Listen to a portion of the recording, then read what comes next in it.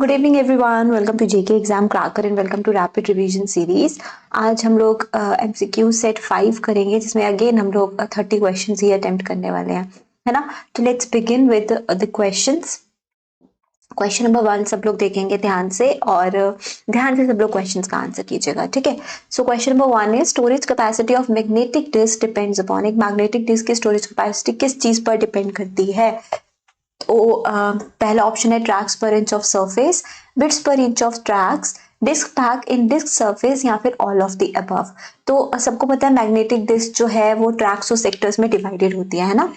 Concentric circles are the tracks और उसके बाद होते हैं ये ट्रैक्स फर्दर डिवाइडेड होते हैं सेक्टर्स में, ठीक है। अब ये जो सेक्टर्स होते हैं दे कंप्राइज बिट पर इंच ऑफ ट्रैक्स, मतलब ये है ना।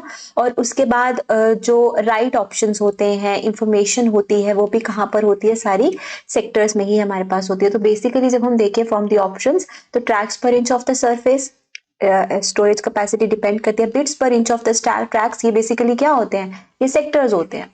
तो सेक्टर्स पे भी डिपेंड करती है, disc pack in disk surface इस पर भी डिपेंड करती है। तो आंसर क्या हो गया यहाँ से? All of the above. Option number D आपका आंसर हो गया। Next question number 2, modern computers are reliable but they are not. Modern computers जो है वो रिलायबल है बट वो फास्ट नहीं है, पावरफुल नहीं है, इनफैलिबल नहीं है, चीप नहीं है। तो मॉडर्न कंप्यूटर्स फास्ट तो हैं, पावरफुल भी हैं और कंपैरेटिवली देखा जाए जो हमारे ट्रेडिशनल या कन्वेंशनल कंप्यूटर्स थे उससे चीप भी है। इनफैलिबल, इनफैलिबल का मतलब क्या होता है? नो मिस्टेक इज डन, मतलब कोई भी गलती नहीं करते हैं।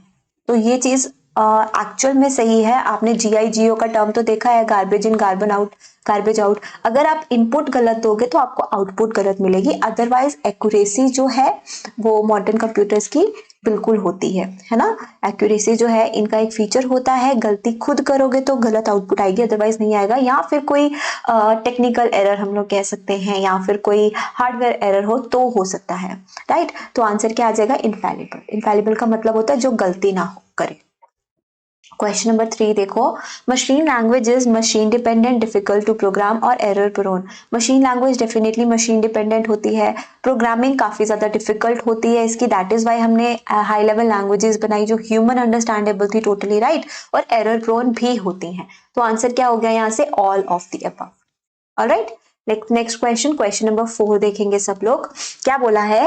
विच of the following is the first computer to use stored program concept. कौन सा ऐसा पहला कंप्यूटर था जिसमें स्टोर्ड प्रोग्राम कंसेप्ट का यूज किया गया था? तो आपके पास ऑप्शंस हैं यूनिवैक, एनियाक, एचसैक, नन ऑफ दीज। तो हमने ये पढ़ा है कि यूनिवैक क्यों पॉपुलर हुआ, एनियाक क्यों पॉपुलर हुआ, एचसैक क्यों पॉपुलर हुआ। तो वी ऑल नो कि इसका आंसर होने वाला है एचसैक। एचसैक के बारे में आपको और क्या पता होना चाहिए? आपको इसका फुल फॉर्म पता होना चाहिए, राइट। तो फुल फॉर्म क्या है? Electronic delay storage automatic calculator, right. यही है इसका फुल फॉर्म। एंड ये कब बनाया गया था? ये बनाया गया था 1949 में एंड बाय मॉरिस विल्क्स, है ना। तो ये चीजें आपको पता होनी चाहिए। और यूनिवैक क्यों पॉपुलर है, इसका फुल फॉर्म क्या है? एनियाक क्यों पॉपुलर, कब बना, किसने बनाया, ये और इसका फुल फॉर्म क्या है ये भी पता होना चाहिए। नेक्स्ट क्वेश्चन देखते हैं, कंपाइलर पर है question. Question is a compiler is a translating program which translates instruction of a high level language into machine language. ठीक है, सही है। Translates entire source program into machine language, पूरा का पूरा प्रोग्राम जो है एक ही बार में मशीन लैंग्वेज में कन्वर्ट करता है, ये भी सही है। जबकि जो इंटरप्रेटर होता है वो लाइन बाय लाइन करता है। It is not involve in programs execution, ये कोड को तो एग्जीक्यूशन के लिए या जो आपकी फाइल है उसको एग्जीक्यूशन के लिए रेडी तो करता है, लेकिन प्रोग्राम की एग्जीक्यूशन में कोई भी इन्वॉल्वमेंट नहीं होती है कंपाइलर की, क्योंकि ये सिर्फ लैंग्वेज ट्रांसलेटर है। तो ये वाला ऑप्शन भी बिल्कुल सही है। तो आंसर हमारा क्या हो गया यहाँ से? Option number D, all of the above. ठीक है, नेक्स्ट क्वेश्चन देखेंगे, क्वेश्चन नंबर सी। सब लोग पढ़ें ध्यान से। क्या बोला है? When was Pascaline invented. Pascaline का इन्वेंशन कब हुआ था? तो पैस्कलिन के बारे में सबको पता है, जिसे हम पैस्कल्स कैलकुलेटर भी कहते हैं, है ना। और हम इसे किस नाम से जानते हैं? हम इसे एडिंग मशीन भी कहते हैं। एक और नाम से इसे जाना जाता है, हम इसे अरिथमेटिक मशीन भी कहते हैं। आपको ऐसा क्वेश्चन भी पूछा जा सकता है कि इसे और क्या कहा जाता है। तो कब हुआ था इसका इन्वेंशन? 1642 में। और पूछा जाएगा किसने किया तो ये भी पता होना चाहिए, ब्लेज पास्कल ने। ठीक, चलो आगे बढ़ते हैं, नेक्स्ट क्वेश्चन देखते हैं। ओके, इंपॉर्टेंट है, ये वाला पार्ट इग्नोर करना।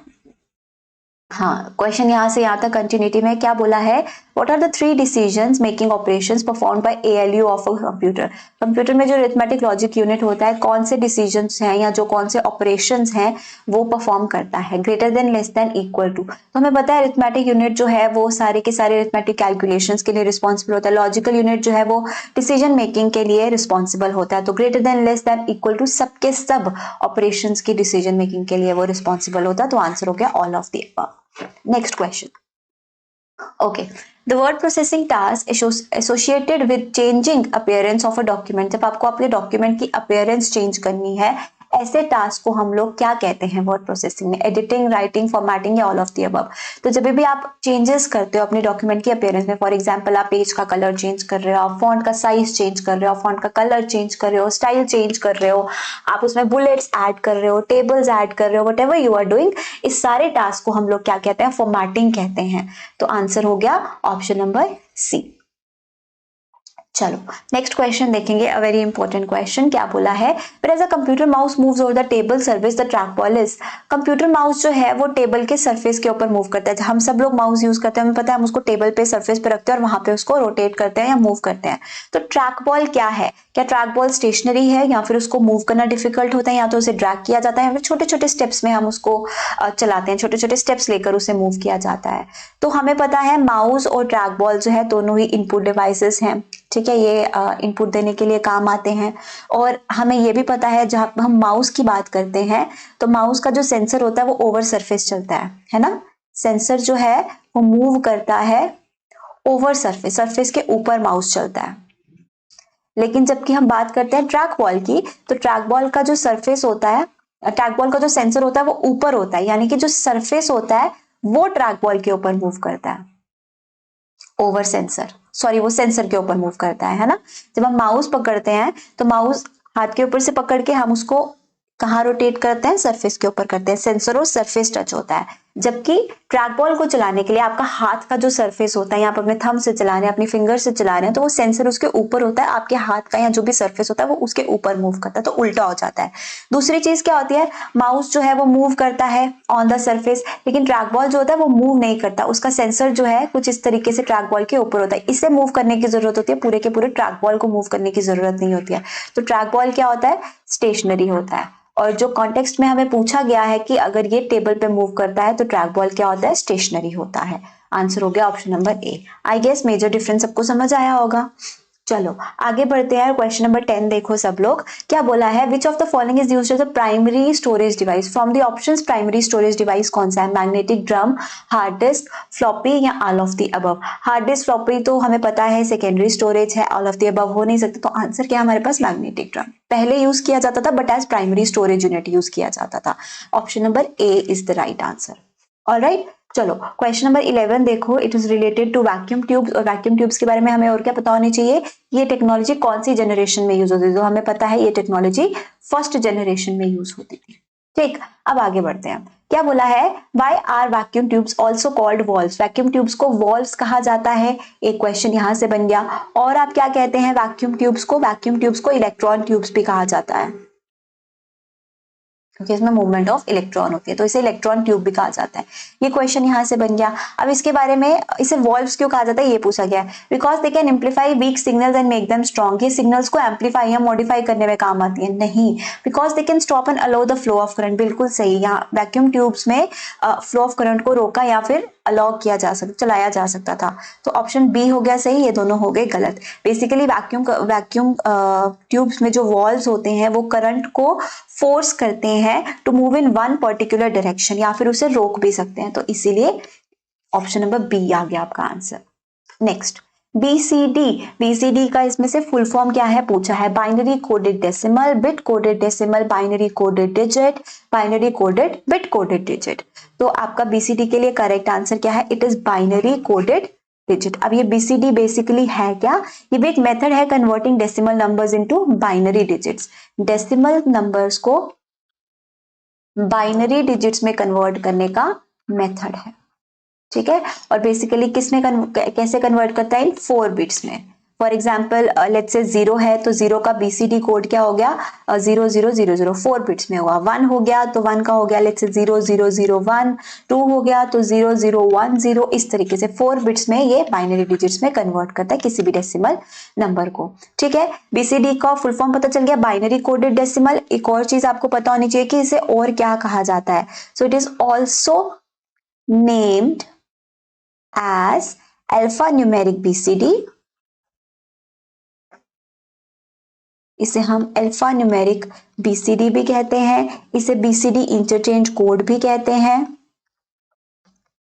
BCD इंटरचेंज कोड भी कहते हैं। और इसी को अगर हम शॉर्ट में लिखते हैं तो BCDIC, BCD इंटरचेंज कोड ये भी कहते हैं। ठीक है, तो ये भी ध्यान में रखिएगा जस्ट इन केस आपको पूछ लिया जाए कि इसे और क्या कहा जाता है। क्वेश्चन नंबर 13 देखेंगे सब लोग। Which is considered as a direct entry input device, कौन सा इसमें से direct entry input device, optical scanner, mouse, light pen, all of the above. Scanner, mouse, light pen ये सारे के सारे डायरेक्ट एंट्री इनपुट डिवाइसेस हैं, तो आंसर हो गया all of the above. Next question देखिए, अ वेरी इजी क्वेश्चन, थोड़ा सा ऐसे अलग तरीके से पूछा गया है। बोला क्या है, people often call dash as the brain of computer system. किसे हम ब्रेन ऑफ कंप्यूटर सिस्टम कहते हैं, control unit, ALU, central processing unit या फिर स्टोरेज यूनिट। तो हमें पता है CPU को कहते हैं, है ना, आसान है ये। चलो आगे देखते हैं question number 15, history of computers में से है। क्या बोला है, abacus was the first electronic computer, mechanical computer, electronic calculator या मैकेनिकल कैलकुलेटर। तो एबिकस क्या है, फर्स्ट मैकेनिकल कैलकुलेटर इसे कहा जाता था। तो आंसर क्या हो गया, ऑप्शन नंबर D हो गया। ठीक है, आगे बढ़ते हैं। Which of the following produces best quality graphic reproduction? Best quality के हमें ग्राफिक्स इमेजेस जब हमें प्रिंट करने हो तो इसमें से क्या यूज होता है, laser printer, inkjet printer, plotter या डॉट मैट्रिक्स। तो हमें पता है कि हमें बेस्ट क्वालिटी के ग्राफिक्स प्रिंट करने हो, हमें फ्लेक्स प्रिंट करने हो, जो भी ऐसे हमें प्रिंट करना हो तो उसके लिए हम प्लॉटर्स यूज करते हैं, क्योंकि प्लॉटर का यूज नॉट ओनली सिर्फ पेपर प्रिंटिंग के लिए होता है, ये किसी भी तरह के सरफेस पे, किसी भी तरह के मटेरियल पे प्रिंटिंग कर सकते हैं। मेटल शीट्स हो गए आपका, कोई भी लेट्स से क्लोथ हो गया, ठीक है, कार्डबोर्ड हो गया, इन सब चीजों पे भी ये प्रिंटिंग कर लेता है। नेक्स्ट क्वेश्चन, क्वेश्चन नंबर 17, क्या बोला है, in most of the IBM PCs CPU, device drivers, memory, expansion slots, active components और mounted on a single board. ये सारे के सारे कंपोनेंट्स एक सिंगल बोर्ड पर होते हैं। उस बोर्ड का नाम क्या है, mother board, daughter board, bread board या फिर फादर बोर्ड। तो we all know answer is mother board. जो भी इलेक्ट्रॉनिक डिवाइसेस होते हैं वो सारे के सारे एक बोर्ड पर एम्बेडेड होते हैं। Next question, question number 18, the output quality of a printer. एक प्रिंटर की आउटपुट क्वालिटी या क्वालिटी जो है, प्रिंटिंग क्वालिटी हम किस में मेजर करते हैं, तो हमें पता है उसका आंसर क्या है, DPI। सो यहाँ से क्या आंसर हो गया, डॉट्स पर इंच। आपको डॉट्स पर इंच का एब्रीविएशन, शॉर्ट फॉर्म या फुल फॉर्म पूछा जा सकता है, तो DPI इज द आंसर। चलो नेक्स्ट, अ डम टर्मिनल हैज, डम टर्मिनल या फिर जो डम कंप्यूटर होता है उसमें क्या होता है, embedded micro processor, extensive memory, independent processing capability या फिर कीबोर्ड एंड स्क्रीन। तो बेसिकली जब हम एक पर्सन को डम बोलते हैं तो हम किस कॉन्टेक्स्ट में बोलते हैं, हम बोलते हैं कि क्या दिमाग नहीं है, क्या डम हो गया। तो समझ लो कंप्यूटर की टर्म्स में भी जिसके पास दिमाग नहीं होगा, दिमाग यानी कि CPU नहीं होगा, तो उसे हम लोग क्या बोलेंगे, डम टर्मिनल बोलेंगे। तो दैट मीन्स डम टर्मिनल के पास क्या है, सिर्फ कीबोर्ड और स्क्रीन यानी कि मॉनिटर है। तो आंसर क्या हो गया, ऑप्शन नंबर D हो गया। Next, What is keyboard shortcut to open a new blank document in Microsoft Word? Microsoft Word में आपने नया डॉक्यूमेंट ओपन करना है ब्लैंक, तो आप उसके लिए क्या शॉर्टकट यूज करते हो, तो न्यू ब्लैंक के लिए हमारे पास N है, कंट्रोल N। ये है आपका करेक्ट आंसर। बाकी के शॉर्टकट्स क्या दिए हैं हमें, control M, control P, control S। तो कंट्रोल M का यूज जब हम माइक्रोसॉफ्ट वर्ड की बात करते हैं, माइक्रोसॉफ्ट वर्ड की बात करें तो ये क्या किस लिए यूज होता है, लेफ्ट इंडेंट करने के लिए पैराग्राफ में। ठीक है, इंडेंट पैराग्राफ फ्रॉम लेफ्ट, इसमें MS वर्ड में। और इसका यूज अलग से होता है पावर पॉइंट में भी। ठीक है, पावर पॉइंट में इसका क्या यूज होता है, पावर पॉइंट में इसका यूज होता है to add a new slide. आपको न्यू स्लाइड ऐड करनी है तो भी आप कंट्रोल M करते हो। कंट्रोल P का क्या यूज होता है सबको पता है, प्रिंट के लिए होता है। कंट्रोल S का यूज भी सबको पता है, फॉर सेव एज। आगे देखिए question number 21। The word wrap features, word wrap feature का क्या काम है, बेसिकली हमें ये पूछा गया है। तो वर्ड रैप का क्या काम होता है कि जब आप कोई भी कुछ भी टाइपिंग कर रहे हैं तो वो आपके टेक्स्ट को, जब आपका फॉर एग्जांपल एरिया खत्म हो गया है तो वो ऑटोमेटिकली नेक्स्ट लाइन पे ले आता है, ठीक है। आपका मार्जिन या फिर जो भी आपका ऑक्यूपाइड टेक्स्ट एरिया है वो खत्म हुआ है तो वो ऑटोमेटिकली नेक्स्ट लाइन पे ले जाता है। आपको खुद से कोई की प्रेस करके नेक्स्ट लाइन पे आने की जरूरत नहीं होती। इस फीचर को हम लोग कहते हैं वर्ड रैप। तो आंसर हो गया option number A, automatically move text to the next line when required और व्हेन नेसेसरी। ठीक है, क्वेश्चन नंबर 22 देखते हैं अब क्या बोला है। In Microsoft Excel what is the shortcut key you can press to select the entire row. Entire row को प्रेस करने, सिलेक्ट करने के लिए, आपका जो भी टेबल है उसके आपने कोई पर्टिकुलर इंटायर रो सिलेक्ट करनी है तो उसके लिए शॉर्टकट क्या होता है, शिफ्ट स्पेस। सो आंसर क्या हो गया, ऑप्शन नंबर डी हो गया। अब आपने मुझे क्या बताना है, अगर आपको इंटायर कॉलम को क्या करना है, सिलेक्ट करना है, तो उस वक्त आप क्या शॉर्टकट प्रेस करेंगे, ये मुझे बताएंगे आप लोग कहाँ पर, कमेंट सेक्शन में। क्वेश्चन नंबर 23 देखो। The len function in Microsoft Excel belongs to which of the following categories. len function के बारे में हमको पूछा हुआ है, ये कौन सी कैटेगरी से बिलोंग करता है। तो ये len फंक्शन जो है इसका मतलब क्या होता है, बेसिकली लेंथ ऑफ टेक्स्ट। तो ये कहाँ से किसके ऊपर लगता है, ये फंक्शन जो भी टेक्स्ट होता है, आपकी स्ट्रिंग होती है, स्ट्रिंग ऑफ कैरेक्टर्स होती है, उसके ऊपर ये लगता है। और ये क्या आपको आउटपुट देता है, ये क्या रिटर्न करता है, length of the string. Length of string ये रिटर्न करता है। फॉर एग्जाम्पल मैंने लिखा TANIYA, तो इसके ऊपर मैंने लगा दिया लेंथ फंक्शन, तो ये क्या रिटर्न करेगा, स्ट्रिंग की लेंथ 1 2 3 4 5 6 लेटर्स है यहाँ पे, तो ये 6 आंसर देगा, ये होता है। तो कौन सी कैटेगरी से बिलोंग करता है, ये टेक्स्ट फंक्शन होता है ये। Next, dash feature of Microsoft Word helps to create a list in the document. आपको डॉक्यूमेंट में लिस्टिंग करनी है तो आप क्या यूज करेंगे, word art, scaling, bullets and numbers और वर्ड रैप। तो हमें पता है जब हमें लिस्टिंग करनी हो तो हम बुलेट्स का यूज करते हैं, नंबरिंग का यूज करते हैं एज पर अवर रिक्वायरमेंट। तो आंसर हो गया option number C. Question number 25, एक सेकेंड मैं स्क्रीन को थोड़ा छोटा करती हूँ ऐसे, ताकि सबको क्वेश्चन दिखे। आई गेस सबको विजिबल है। यहाँ पर हमारे पास 3 ऑप्शंस दिए हैं, बोला है which of the following are the task of a web browser. इसमें से कौन से वेब ब्राउजर के टास्क हैं, और यहाँ पर हमें ऑप्शन दिए हैं A B C D, accordingly हमको चूज करना है। तो रेंडरिंग HTML CSS जावास्क्रिप्ट, बिल्कुल सही। HTML CSS जावास्क्रिप्ट इन सबको रेंडर करता है, क्योंकि हमें पता है जो भी हमारे वेब पेजेस होते हैं वो इन्हीं सबसे बने होते हैं। Executing server side database operation, server side database के ऑपरेशंस को एग्जीक्यूट करता है, तो ऐसा तो वेब ब्राउजर का कोई काम नहीं होता। Next, providing an interface for users to interact with the web content. Obviously web browsers हमें इंटरफेस प्रोवाइड करते हैं ताकि हम इंटरनेट या फिर वेब पे जो कंटेंट है उसको एक्सेस कर पाए, उससे इंटरैक्ट कर पाए, तो ये भी सही है। तो आंसर क्या हो गया, A एंड C हमारे पास ऑप्शंस में है, बिल्कुल है। Option number C, A and C is the correct answer. Question number 26, okay, question number 26। When a sender and receiver of email are on same system, we need only two। जब sender और receiver जो होते हैं email के वो एक ही system पर होते हैं तो हमें किसकी जरूरत होती है, IP की, नो। डोमेन की जरूरत होती है, नहीं।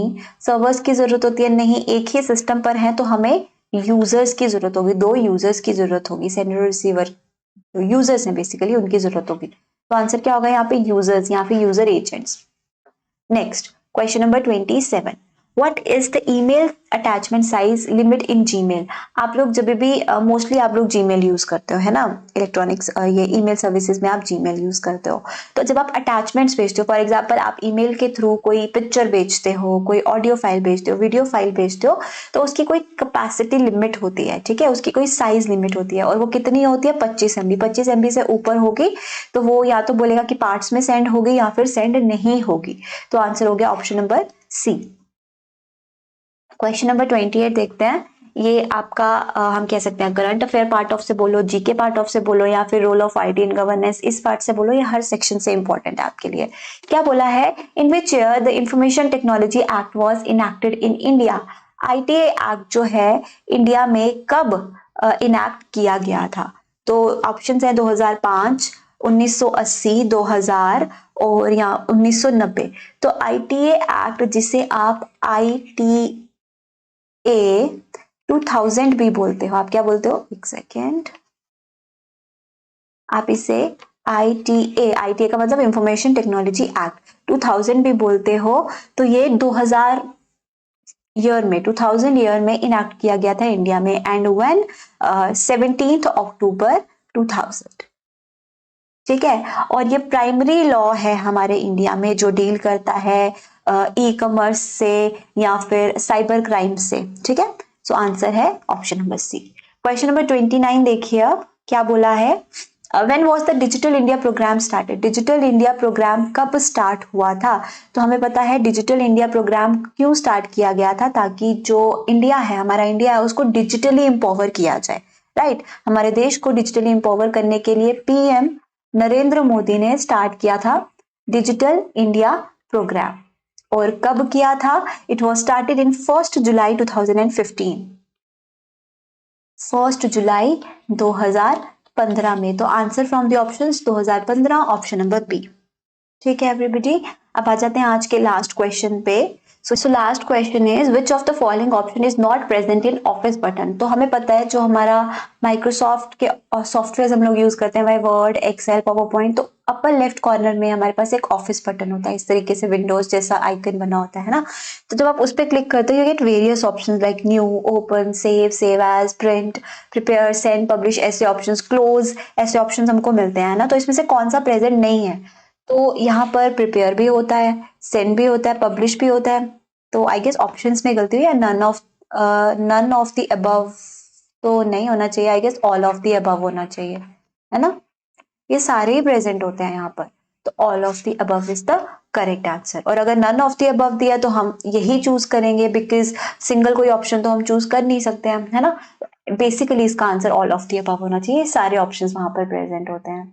ऑलराइट, सो ये थे आज के 30 क्वेश्चंस। इन 30 क्वेश्चंस में से किसी को कोई डाउट आए तो do tell me in the comment section. ठीक है, मिलेंगे हम लोग हमारे नेक्स्ट सेशन में। Take care, bye bye everybody.